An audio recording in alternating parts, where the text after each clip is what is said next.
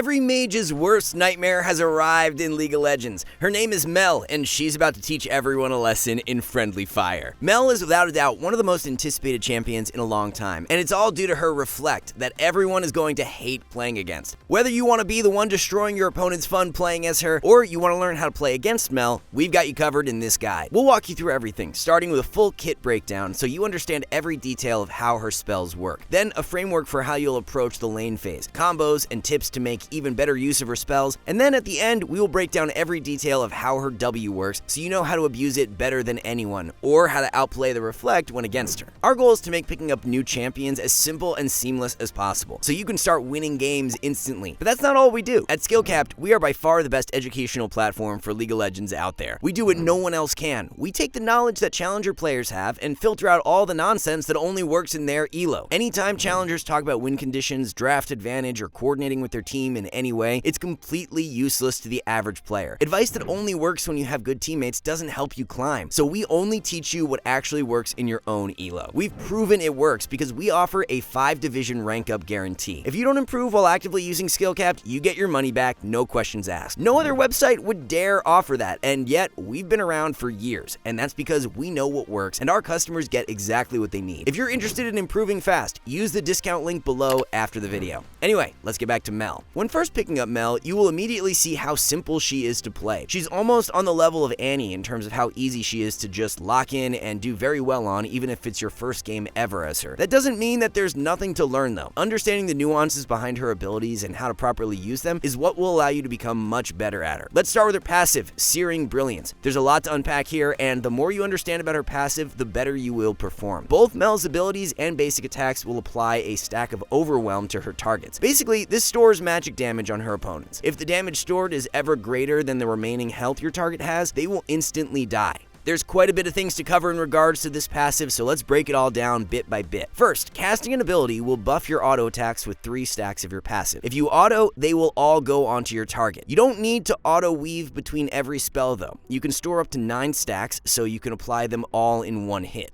We'll spare you some trouble now. This is why Nashers won't be a viable build on her. Although your auto attacks do apply a stack of your passive, it will never compare to simply casting spells and then auto attacking a single time. Next, you can check how close you are to blowing someone up by this little marker on their health bar. As you can see, it creeps up as you build more stacks of your passive on a target. And we'll talk about her ultimate in a bit, but once her mark turns red, this usually means that pressing your R will finish someone off. Speaking of your R, anytime you put points into it, your passive stores more damage. This is important to note as even existing stacks are buffed. So if you were to level up in the middle of a fight, you'll be gaining a decent chunk of passive damage. Another key detail in regards to your passive is that a lot of its damage is front loaded into the first stack. This makes Mel one of the best last hitting mages in the game. Her auto attacks can kill minions from much higher health thresholds, making it impossible to miss CS. In fact, she can even last hit casters in one auto under tower. That is what every mage has dreamed of since League came out, because she has to put 0 effort into prepping minions. A decent marker for how front-loaded her passive is would be that it takes about an additional 20 to 25 stacks to match the first one based on her ult's rank. Mel can easily apply a ton of stacks though, as you'll soon learn. Another detail in regards to how it deals damage is that your passive stores magic damage. Basically, buying magic penetration is as effective on her as any other mage. And lastly, just because a target falls below the execute threshold does not mean that they will immediately pop. The only way to trigger your passive is to apply another stack with either an auto attack or spell, so you can't rely on your teammates to drop someone into your kill threshold. With her passive finally covered, rest assured that the remainder of Mel's kit is pretty straightforward. Moving on to her Q, this launches a bunch of bolts to a target location. The important part here is that if someone stands in the full duration of the Q, they'll obviously take a bunch of damage, but each bolt also applies a stack of your passive. At rank 1, this is 6 total, and when fully ranked up, it goes up to 10 total stacks. As for her W, like we mentioned at the start, we'll be giving you a full breakdown with every tip and interaction you need to know towards the end of the video, as there's a lot to unpack here. For now, here's the basics of what it does. When cast, for a second, Mel becomes fully immune to all damage besides tower shots. So this includes anything from damage over time effects to epic monsters like Baron. She also gains a brief movement speed buff. Not only that, but she will reflect all projectiles that land on her back to the target that cast them.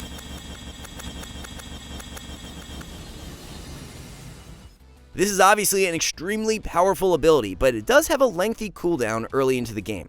As for E, she shoots out a rotating orb that roots any target in its path. Then, at the end of the travel distance, it creates a slowing field that deals damage continuously around it. Finally, her ultimate. This is pretty straightforward. Any target affected by her passive will be hit with a huge burst of damage. Most importantly though, the damage increases significantly based on the number of stacks that you've got on your opponent. Combined with the execute part of her passive, this can do some pretty gross damage. Now that you have an understanding of her kit, there's an extremely important concept you need to follow to be able to play Mel well. Because her passive's damage is completely wasted unless she executes someone, it means that she technically does less damage than a typical champion with her combos. So whenever you're just going for a short trade, Mel's damage is slightly weaker than the average champion. But whenever you're committing to a kill, her passive adds a ton of burst, making her extremely potent at finding kills.